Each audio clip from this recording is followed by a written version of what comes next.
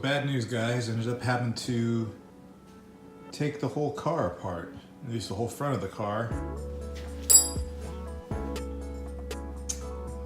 Got it up, got it running, got it idling. It was doing really well. Went through, checked, everything was good. But then I started getting a little bead of a drip of coolant. So I ended up having to go in and find out what was going on. Took everything apart. Pretty much the radiator's gone. Actually, the condenser's sitting over there. Fan's off, everything's off. Got this pile of stuff all over here with all my stuff. Come to find out, this little ring right here didn't seal properly. I didn't get it seated in there right, and part of it got sucked in, and it started causing it to leak. Just a little dribble, but it was enough. So now the problem I'm running into is that because this is a 11-hole water pump and not a 10-hole water pump, finding parts for it is finding another gasket for it is just a pain in the butt, because in order for me to get to it, I end up having to take off the whole water pump off the housing. End up having to remove this back here, so that's another gasket back here, and as well as I need another O-ring. So I ordered it from Toyota. Don't quite trust if that water pump gasket's going to be right. I'm almost positive that all the other gaskets will be the same, so I end up ordering that other gasket from another place just in case. But it looks like I won't get it for a couple days, so I'm kind of at a standstill right here as to what I can do. So yeah, kind of a bummer, but can't be leaking coolant. That's just no good. At least with this car, it's nice that it's a front-wheel drive, able to get to everything once you just move stuff out of the way. On this guy over here, I've had a problem with that same O-ring. It seems like that O-ring where it meets the block, if you don't get it in just right, and actually here it is right here. If you don't get it in just right, yeah, it gets pinched, and then you end up with this. See if I can get to focus. Yeah, you end up with this, and it's just, yeah, no good. So one of the guys at Toyota said that a trick that they use, and I'm gonna try it when I get the O-ring, is they put a little bit of Vaseline on it. Helps it stay in place while you bolt everything down, so you're not sitting up here trying to play this whole game of making it stay in place. So more to come.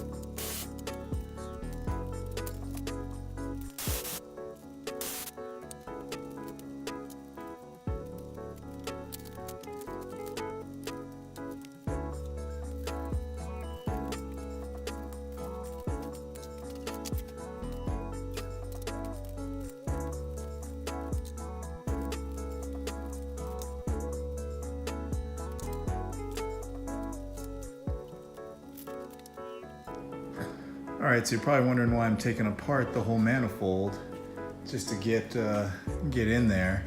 Well, ended up having an issue where, let's see if we can get the focus.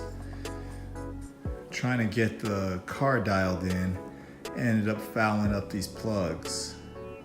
So what I'm gonna do is change all the plugs out. I'm gonna go with some coppers this time. These are the NGK iridiums. I believe they're the 8 temperature range. I'm gonna go with the 7 copper ones right now, just because they're cheaper. And until I get the car dialed in, I don't want to be dropping all this money on iridium spark plugs for nothing. So let's get back to it.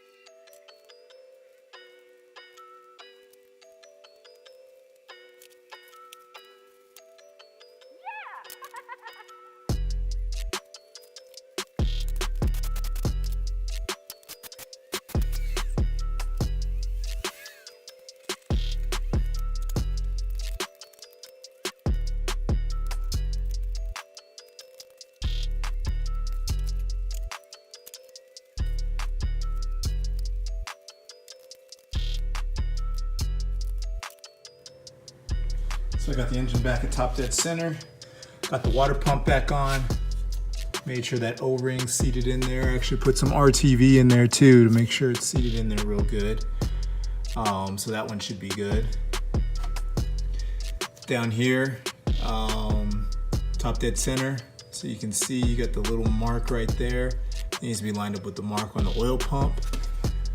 Coming up here on the cams, this mark needs to be lined up with the mark on the cover. And over here, same thing, this mark with the mark on the cover. So yeah, everything's all lined up, as you can see with my cams.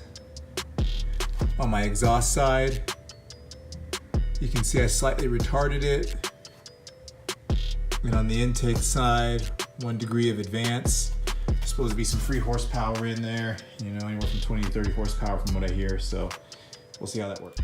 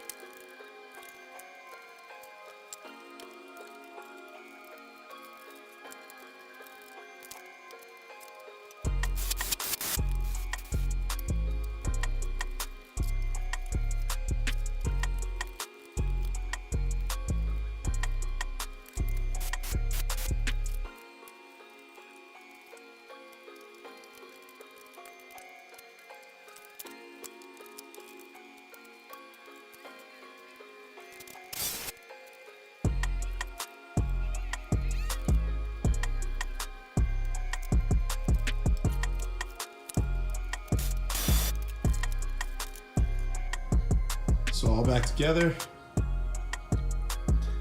New water pump. New spark plugs.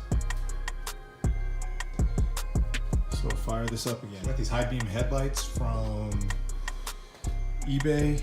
Thought they'd be pretty cool because they're the stainless steel ones, look really nice. Well, one of them doesn't work. And since they're not the OEM, they make it really hard to really change the bulb. I'll try to get you guys a better picture when I pull these back out. So this one works, but this one does not.